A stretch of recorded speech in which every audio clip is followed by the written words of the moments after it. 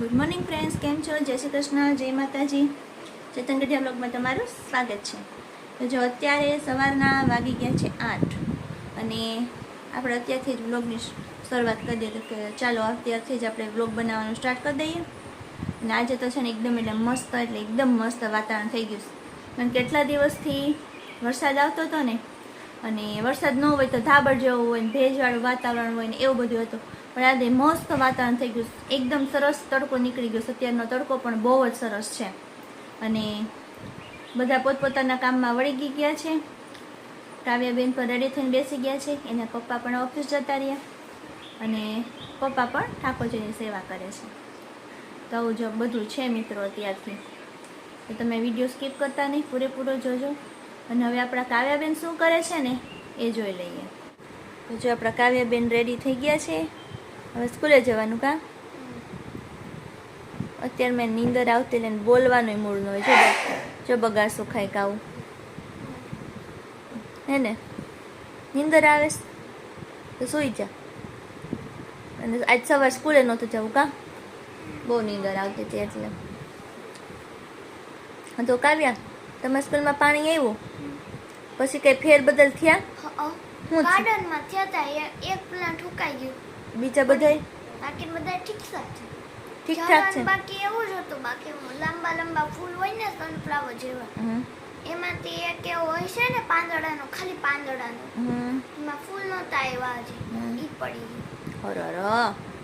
તો કાવ્યાબેન એમ કહે કે અમારી સ્કૂલમાં એક પ્લાન્ટ ઓલું ખરાબ થઈ ગયો હતો ને થોડું ઘણું ગાર્ડનમાં ઓલું થયું હતું ને આવું થયું હતું ને. મારા છે ને કાવ્યા તાર સ્કૂલે આવવાનું ખબર છે તને? ફી ભરવા માટે આવવાનું છે. તો મિત્રો હું તમને છે ને કાવ્ય સ્કૂલે જઈશ ને તો અંદરનો વ્યૂ બતાવીશ કે એનું કાવ્યનું ગાર્ડન બહુ મસ્ત હતું, બધા ફ્લાવર્સ ને. તો એ કેવું થઈ ગયું છે ને હું તમને આજે કાવ્ય સ્કૂલે જઈશ ને ત્યારે બતાવીશ. અમે સિનિયર કેજી માં ભણતા ને ત્યારે ઈ જ ગાર્ડનમાં અમને રમવા લઈ જતા. તો ત્યાં તમે નાના હતા, મોટા થઈ ગયા તે એવું ગાર્ડન હવે મોટા ગાર્ડનમાં લઈ જાય. તો ચાલો હવે આપણે કાવ્યાબેનને હમણાં રિક્ષા આવશે એટલે આપણે મૂકી આવી અને આપણે આપણા કામમાં વળગી જાય.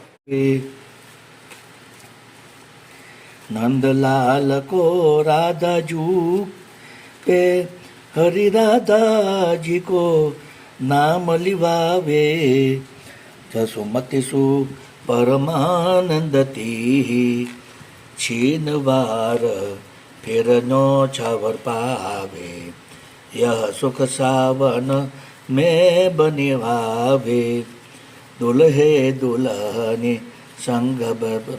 संग झुलावे. श्री कृष्णाय नमः, गोपी जन बलभाई नमः, મધા ચરણ ચરણ કમલભ્ય નમઃ, ગોસાઈજી પરમ દયાલુ. જો મિત્રો કર્યા ને તમે લોકોએ હિંડોળાના દર્શન. હમણાં તો છે ને રોજ હિંડોળા હોય જ છે, કારણ કે અત્યારે હિંડોળા 1 મહિના સુધી ચાલશે. અને આજે 11 છે એટલે 11 દિવસ તો થઈ ગયા. હજી કંઈક 15 ને બીજા 4 દિવસ એટલે 19 દિવસ જેવા હજુ બાકી છે. તો આપણે ક્યારેક ક્યારેક તમને દર્શન કરાવતા રહીશું.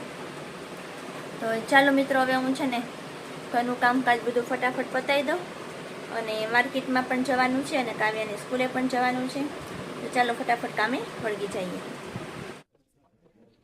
હવે જો અહીંયા બધે પાણી આવ્યું હતું ને તો જો ડીડીટી છાંટી દીધી બધે.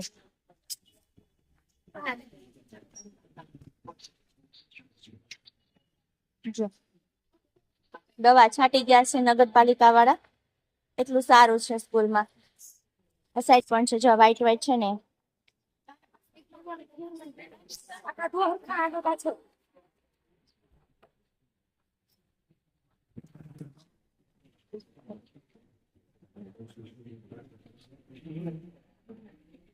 મેદાન જો કેવું થઈ ગયું, ગારો ગારો.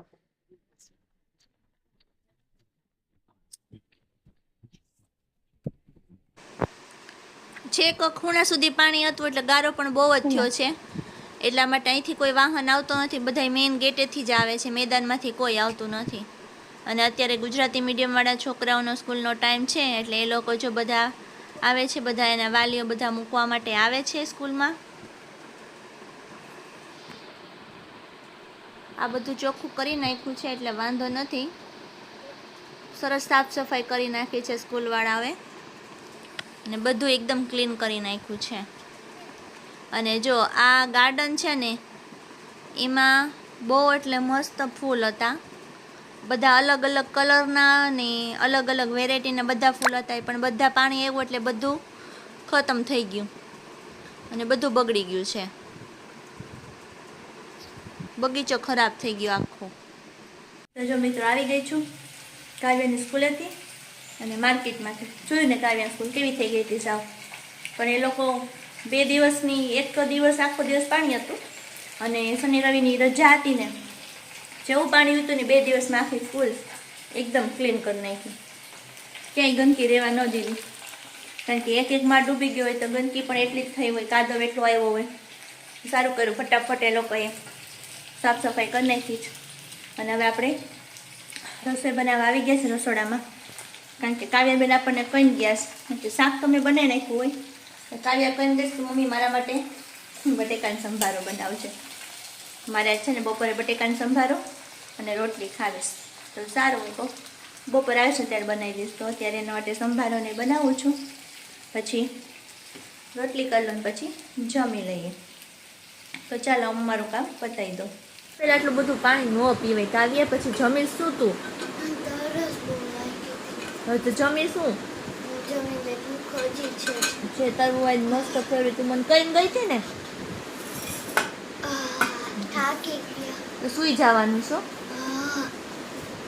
બેહવાનો ઊભા ઊભા થાકી ગયા. કેમ ઊભા ઊભા એવું બધું હું કામ કર્યું તે? પછી અમે સ્કૂલેથી આવ્યા, રિક્ષામાં બેહીને પછી માંડ એક તો મને મારું બેગ છેલ્લું લઈ, હા છેલ્લામાં છેલ્લું. પછી અમે ત્યાંથી જઈને અહીંયા પોઈગા ને ઘર પાસે તો ખોદતા હતા.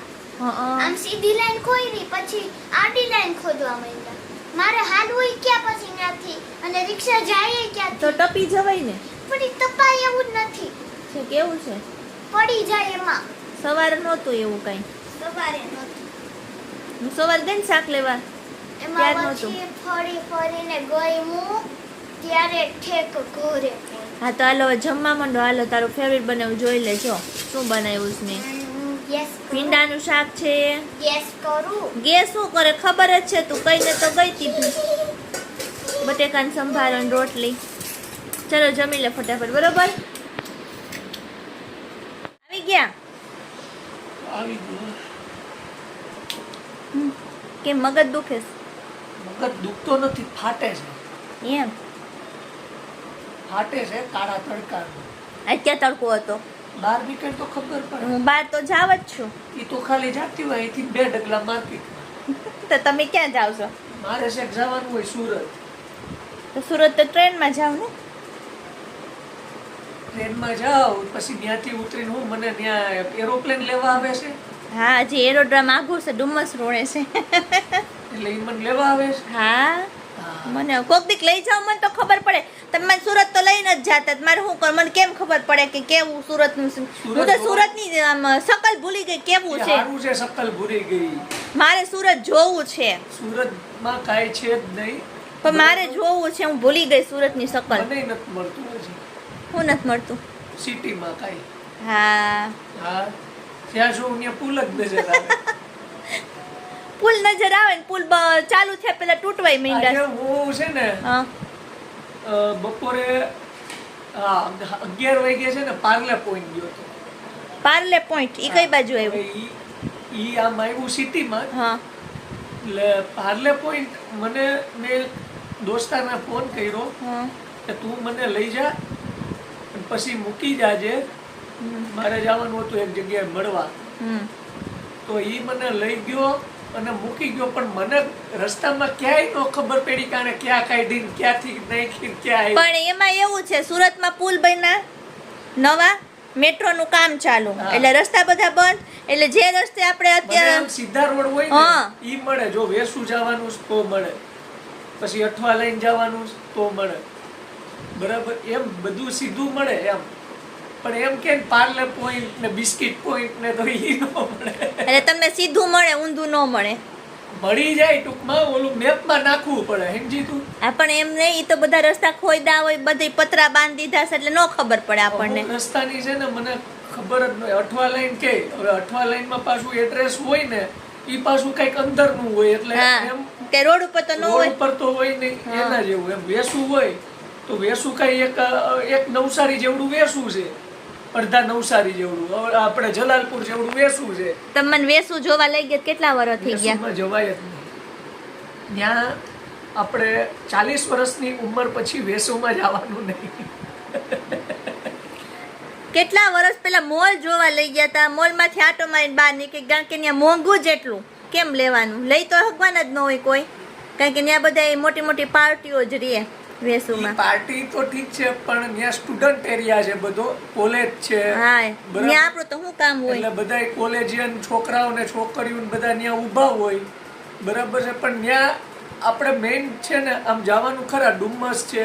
ડુમ્મસ મેં નથી જોયું, મને કોક દી જોવા લઈ જાવ. જવાય ડુમ્મસ ક્યાં જો જવાનું ક્યાંય નહીં, કે આપણે આમ કે અહીંયા ન્યા નહીં જવાનું, વાહ તો કે ન્યા નહીં જવાનું, ઓલે તમારે જાવું ક્યાં? પણ જો મેં એને કીધું જવાનું ક્યાંય નહીં, એક જ જગ્યાએ જવાનું, વરાછા. તો તમે ન્યાય નથી લઈ જતા, પર કરવું હું?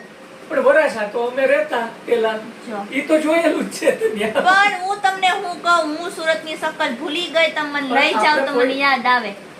જો આપણે કોઈ શકલ યાદ નથી રાખવાની, બધાય આપણી શકલ યાદ રાખે. આજ સવારે જ મને ફોન આવ્યો હતો રાજકોટથી. કોનો? એક આપણા વિડિયો જોવે છે ને ઈ, મારી ઇન્સ્ટાગ્રામ માં સવારે જ મને કર્યો તો 7:30 વાગે. શું કહેતા હતા? કોણ હતું ઈ તો કે નામ? એક નકુમ વિજયભાઈ, એને સવારે જો ઇન્સ્ટાગ્રામ માં સવારે, હા ઈ નકુમ વિજયભાઈ આપણા લાઈવ માં હોય છે. હા, એટલે સવારે જ વાત થઈ મારી. એટલે હવે બધા મિત્રો જેને વાત કરવી હોય વિડિયો કોલ કરી લે. વિડિયો કોલ કર્યો હતો? વિડિયો કોલ કર્યો તો બરાબર, ઇન્સ્ટાગ્રામ માં ઉપાડીને વાત કરી, કેમ છો, મજામાં, બસ આવો નવસારી ની, કે આવો તો આવજો રાજકોટ, ભજીયા ખાવાનું કહેતા હતા. ભજીયા ખાવાનું કહેતા હતા. લાઈવ માં આપણને તમારા ભજીયા ખાવા આવવા જ છે મારા ફાઈનલ. જે સારું તો બીજું એવું છે. તો 7મ 8મ ઉપર રાજકોટ લઈ જાઓ, રાજકોટ નો મેળો પ્રખ્યાત છે. મેળો તો આપણો બિલ્લીમોરાનો ય હા તો પણ ન્યાય લઈ જાજો, હું તો બધી જવા તૈયાર જ છું. ત્યાં ટ્રાફિક હોય. તો મેળો કોને કે ચેતન? મને એમ કહો, મેળો કોને કે? કઈ એક માણસ જઈને મેળો કે?